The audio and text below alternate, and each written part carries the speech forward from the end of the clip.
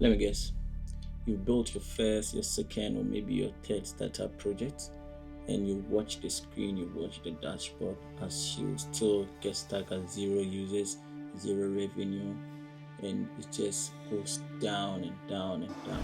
Yes, I've been there. I've built a couple of apps that all failed, and I know how it feels like when your apps fail, especially when you spend a lot of time building it and putting all your time and your energy and the passion, the everything that you're expecting to get from it, but it all turns out to be the unfortunate. But one thing that you haven't realized is that this is not the force of any external factor, or this is not from any algorithm or anything outside. This is 100% your fault. You are the reason why your apps are not making to the 10k, 5k, 15k a month that you're looking for. You are the reason why you are not getting to the stage that you want to. And today I'm going to remove the bandit. No fluff, no rah motivation, just raw, ugly truth. So if you know you're not ready to listen to the truth, just click off the video now. But if you are ready to put your startup to the next pedestal, then stick to the video. Listen, more than 90% of AI SaaS app and startups fail even before reaching their 5k or 10k per month goal. And after building a couple of AI SaaS which failed, so now I build my successful AI SaaS app. These are the three main obstacles that block you from achieving the goal that you want your startup to reach. And yes, I studied all my startups and others who have built startups, and I've recognized it is prevalent in everyone's journey.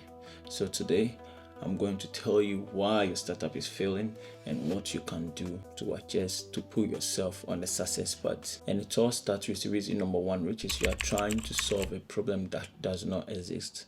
Yes, you are trying to solve a problem which does not exist. I mean, yeah, let's face it, the reason for a solution is to cater for a problem, is to wipe away a problem. So if you're building a solution which has no problem in the first place, then totally and 100% since the beginning of your startup journey, you have 100% failed, because the solution will not appeal to any user and you are not going to get any money or revenue that you're looking for. You should seek to solve a problem that exists. As an AI startup or an entrepreneur, you are a problem solver. And if you want to solve a problem, there should always be the problem in the first place. You cannot put out a solution to something which does not exist in the first place. I mean, it's basic knowledge that a problem needs a solution. So solution only comes when there is a problem. That is why some people say you need to build a painkiller and not a vitamin. If the user doesn't feel that this is a problem to me, there is no way the user is going to purchase the app or the SaaS that you are pitching to him or her. So in the first place, make sure what you are building is fixing an actual problem and not being an add-on or just an application existing for existing sake. Let me give you an example. This is one of my apps that I built called SteadyBuddy. My aim is that it will be just like Coursera but lower price, something as such. But trust me, I made no research. I just dived in. I spent like 2-3 months building the MVP. And yes, it got zero users, zero revenue. It failed, but it's still out there thinking product hunter, so you can go check it out. I was trying to fix a problem which does not exist. No one is complaining that Coursera is bad. No one is complaining that Udemy is bad. Obviously, yes, you find some people saying that, oh, they don't like Udemy or Coursera, but the problem that I was trying to tackle in the first place is not a problem. I was trying to sell a vitamin to them and not a painkiller. So that is the reason why this failed in the first place. And yes, I've learned from it and I'm not going to do such mistake again. That's why I'm telling you, find a problem first, then build a solution. I fall victim to it, that I think of the solution first, then I'm trying to find a problem that will fit the solution that I have. And this is a very tedious job to do, trust me.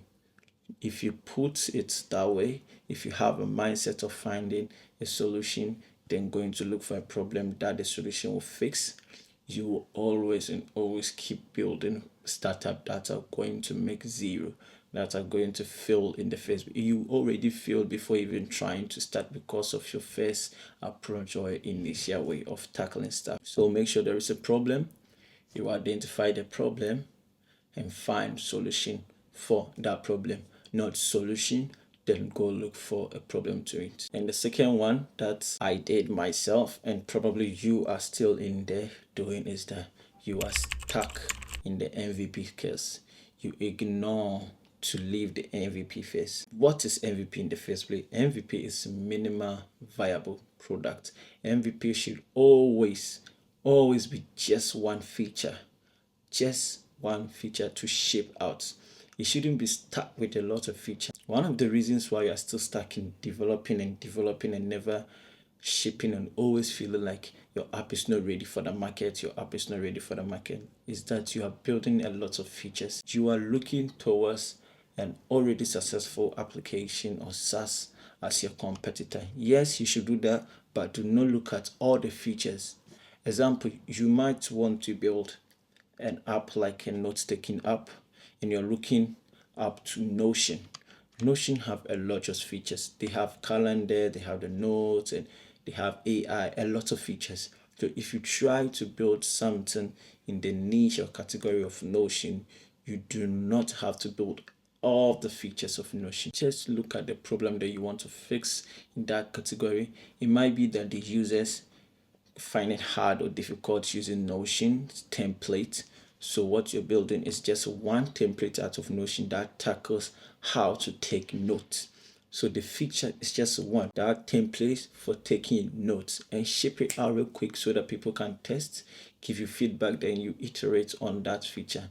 Do not try to build all the Notion template. Do not try to build all the AIs in the Notion or all the features in it, because if you try doing that, you are trying to compete yourself a level 1 to a level 100, which obviously you are going to lose in the first place, and you are never ever going to feel like your product is ready for the market. Maybe it is even ready for the market, and your user is actually looking for such solution which you are holding back in your room or on your computer and not deploying in the first place. So do not get stuck in the MVP phase. Build just one feature, ship it, get some couple users, and listen to user feedback and iterate on how they want the app to be based on your user avatar. So put this sticky note out where, I don't know, on your computer, on your phone, write it somewhere on the wall that MVP is minimum viable product. Or you can even use painkiller to make it better. Minimal viable painkiller, not vitamin. So you build one feature and one feature only. Your aim is to build just a knife and not a Swiss knife containing all types of knife. Just build one feature, ship it, wait for feedback, and iterate on it. The third reason why my startup didn't make the amount of money that I wanted in the first place is that I feared to put the price on my apps. I feared to put the price on the apps that I built, and in the end I had to take it down. One of the apps that I had to take down is DocuChat, which is an AI to chat your PDFs or your assignment, whatever, in a PDF form. Just upload to it and chat with it as you are chatting with a normal human being. Yes, it was a great idea. I got a lot of feedback, and guess what? I made it 100% free. So people were actually using it, and I was making no money. I had users, and I had users that were supposed to make me, if not a lot, couple of income and a profit, because it was actually a great idea to be able to chat with a PDF. Very easy in a way you can extract any information or any data from the PDF uploaded to it. And the one main problem of me is that I was stuck in the free trial. I was stuck in use it for free phase. See, the reason why you are building the first place is that you want to make money. So if you are afraid to ask for money, then you do not want to make money. Trust me. When you build the great app, put on the price tag. If users are not willing to pay you $5, £5 for your application in the first place, then they are not your real users. They are not your target audience. Put on that price tag. Put on the price. If you want to go for free 7-day trial, yeah, but make sure you are charging them afterwards. Put on the price tag. Do not repeat this mistake. Put on the price tag. Obviously, don't overcharge and other stuff, but make sure you are not going to make it for free unless you are doing an open source, which is fair. But put on the price. Let it show. If subscription, one-time payment, any way you want to charge users on using your application, just do it.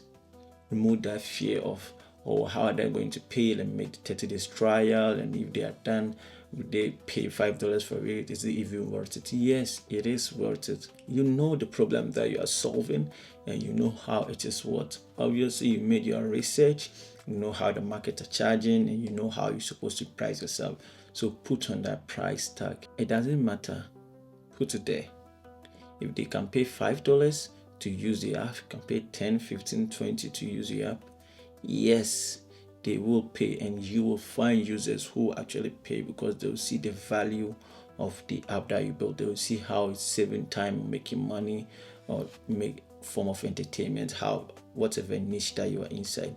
Make sure the price tag is boldly on there, and users will pay to use your application. If you use something for free and later someone starts asking for money, you will never see the value in it. And it's simple human psychology. If users are not willing to pay $5.20 or pounds to use your app, they will never value the application in the first place. So yes, slap that price tag on it and you get users to pay for it.